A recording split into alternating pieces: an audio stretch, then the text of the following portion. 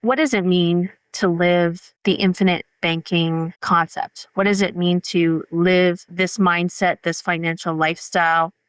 Well, we're going to dig into it a little bit more because we always come away with something when we're meeting up with an existing client. It's surprising. It doesn't matter how many years a person has had a policy because it's not really about the policy because it's so much about how engaged one is in the policy. So without really putting a very succinct list of what it doesn't look like when you're not engaged or what it does look like, I think you'll just hear, just from our conversation, what that is. So, Lacy, why don't you share with us? You had met with one of our mutual clients, and what came up? Right. So, a little bit of context. So, at least every year, we want to meet with our clients, go over their policy statements. And I had that opportunity this week. And a few things came to light. So, one thing we focus on is what death benefit did your policy start with, and where is it at right now? Not only where is it at, but how did it get there? And sometimes when we find ourselves disengaged, and yes, life gets busy, but in my opinion, that is not an excuse not to put your finances first or make them a priority. And so, in going through an annual statement, it's like, hey, this is how much you pay in premium every year, your required premium. So that's your cost for the insurance coverage. And because these policies are eligible for a dividend, your policy received a dividend. Now, what was that amount? What we want to see is that dividend increasing every single year. And that's exactly what had happened in these cases from this week. But then I went deeper, not just, okay, this is what your dividend was this year, and this is how much it increased, but what did that dividend do for you?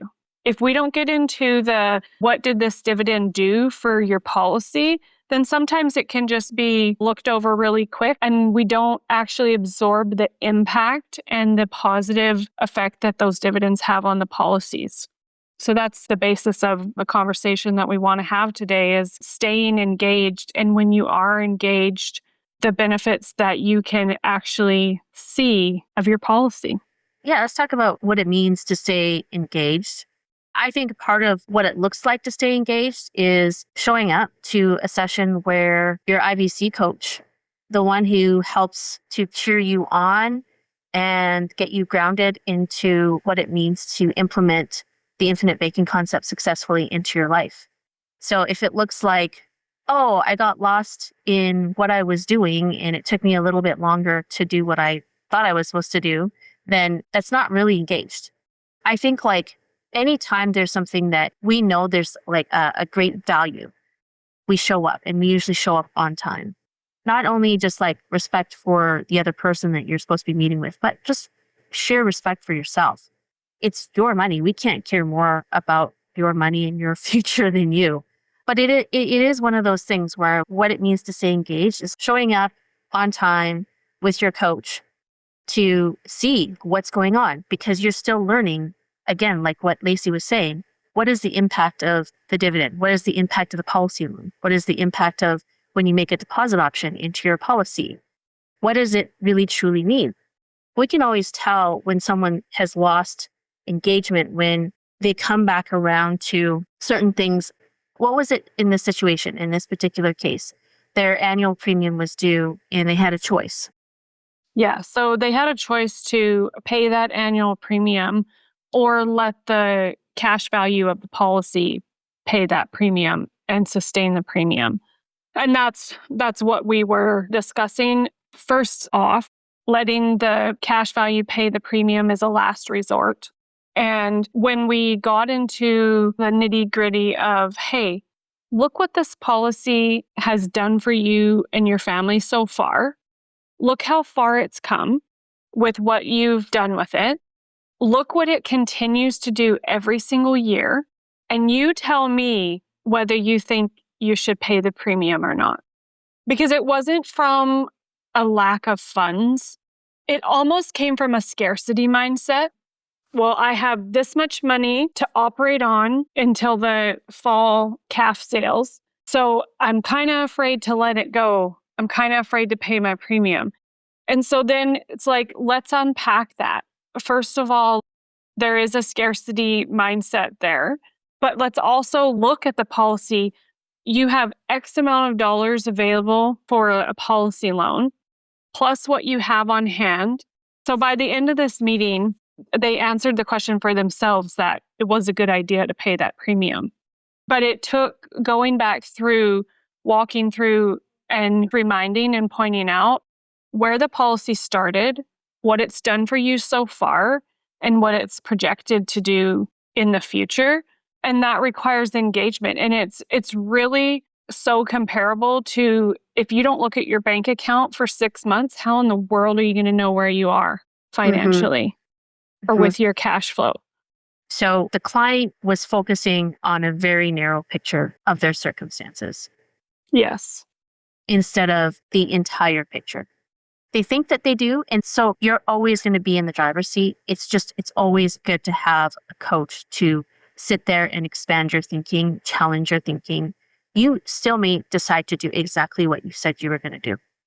And in the end, it's also good to have someone challenge your thinking because then you have to rise to your own thinking and make your own case. This is why I'm doing it.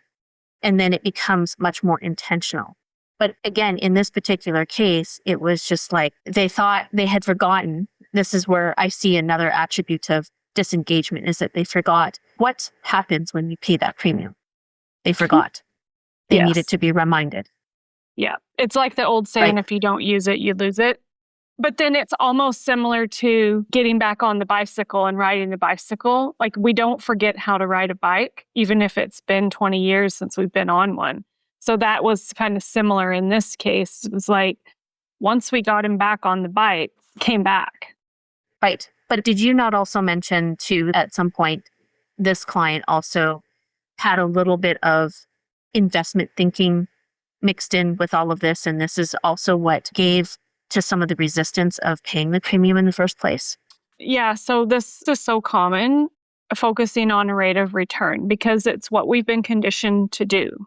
And breaking that or changing our mindset on that takes time for sure.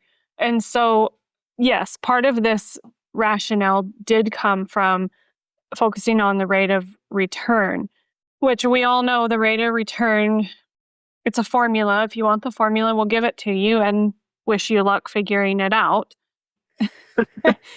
I tell you what, if you want to know the rate of return in your policy, email Mary Jo and ask. Do it. Reach out to Mary Jo. That'll, you know what? It's so funny because I think that should be our go-to now. It's like, oh, you want to know what, okay, here's your answer. Yeah. You know. Yeah. It's a formula and we'll give you the 3 pieces to that formula and you can figure it out. That's Mary Jo's answer every time. And so, yes, focusing on the rate of returns. But I also want to nurture that a tiny bit and say, okay, this is what you paid in premium last year. This is the dividend you received. When you received that dividend, it went right back into the policy and it bought paid up additions. So it bought more permanent insurance. This is what it did to your policy. So there wasn't that much of a difference between the premium they paid in and the dividend they received. Like I'm talking like less than $2,000 here. But the impact to the policy that the dividend had far outweighed that required premium that they paid. So by the end of this conversation, it's like, okay, well, you know what? I'm going to pay that premium as soon as we hang up this call. And they did.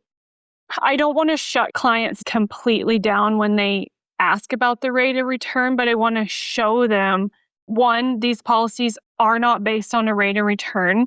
It's a formula. This is the formula.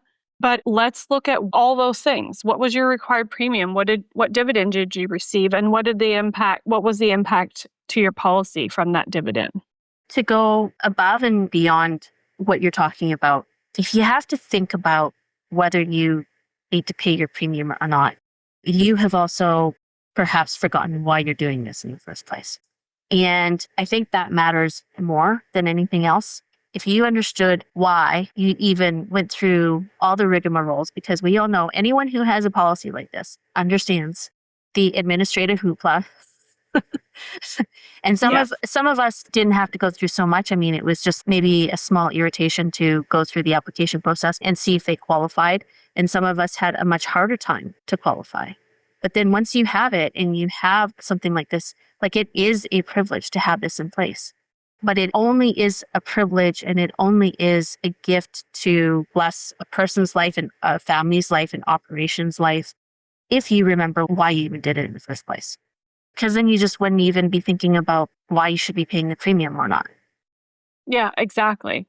Exactly. And if your why is not big enough, then you do start to wonder, why am I doing this? Your why has to be big. And sometimes, I mean, I've heard this before too. Well, I'm not really going to benefit from this. It's going to be my kids, my grandkids. Well, the first statement is incorrect. You are going to benefit from it because you're putting your money to work for you and you're making the bank plan B. You're less reliant on the outside lenders. Are the kids and grandkids, the future generations, really going to reap what we sow? Yes. And I'm so pumped about that. So pumped. I mean, am I having to do the groundwork? Yep, but I'm happy to do it. As an advisor, I find such great fulfillment helping these existing clients strategize because when they do get a little bit off track, it's like that outside set of eyes saying, okay, you have an influx, you're getting an inheritance. Let's make every dime of that inheritance work for you. And how can we do it? And recently that's one thing that I've been working on with some clients. There's a few clients recently that have had windfalls that I have had to just sort through with them. Yeah, and it's like that extra set of eyes of us saying, hey, okay, you're getting X amount of dollars. This is one thing you could do with it. And then just dropping ideas and waiting for what resonates with them because it's not all cookie cutter. I mean, we don't have to all do the same thing with the windfalls that we get, but like, what are your needs right now and what are your goals? And how can we make every dollar work for you? But also, one windfall was quite emotional because it was a windfall from family and the realization that putting it through their policies was going to impact for generations and generations to come actually brought tears. And knowing that something that their parents and grandparents started and they're reaping that now, but also that their kids are going to continue to reap it, you can get all into your feels and you find your why.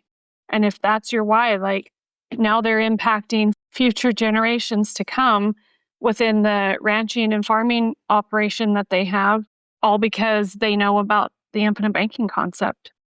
Now, in order to execute this vision of bringing it to the next generation, as we live, all of us beyond the age of 30, 35, 40, we all become very aware of how quickly time flies and how much effort it takes to really slow down and make things feel slow.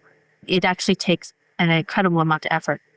I often use this analogy if we had to think about how we brushed our teeth in the morning and then we had to decide again how we brush our teeth at night.